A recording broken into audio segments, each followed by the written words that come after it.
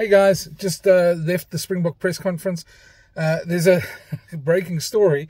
There is a lock crisis at the Springboks at the moment. Sort of very thin on locks, some breaking news. We all thought that Eben and Snyman would be the two locks that play against the All Blacks this Saturday. Unfortunately, what we're hearing now from Deon Davids is that Eben is a doubtful starter. He has a niggle, whatever that means. Snyman, I bumped into him in the hotel. He has a moon boot on. He doesn't look like he's going to play. And Deon Davids confirmed that later on, saying that he won't be playing. He will be on the sidelines for a couple of weeks, was Deon's words. Then we thought Salman Marat would also be there. He had a concussion in Perth, of course. He was ruled out today as well. They said he hasn't completed his following the protocols, but he won't be considered this weekend.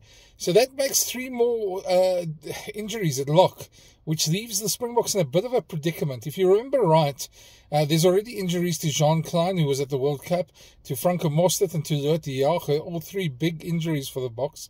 Now with Salman out, even with a niggle, and Erge out, that's 6 locks, frontline locks out. The Boks still do have options. They've got 2 locks with them still in the squad. Ron Nokia, who's played 2 tests.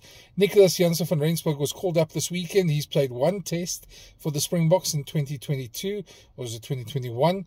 But they're very, very light on locks at the moment. So rather crisis. And if we go by what happened in history, the Springboks have always been a team that said if the player's not right on Monday, he won't play this weekend. That's in chasing the sun, and Russie's been quite forthright about that. Now, if that's the case, and Eben's got a niggle today on Monday, that means he's not likely to play.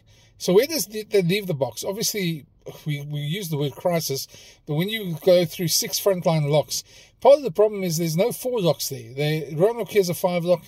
Nicholas Janssen van Rensburg is a 5/7 utility flank. They've, of course, got Peter Steph du Toit, you can come back, and the Ben Jason Dixon.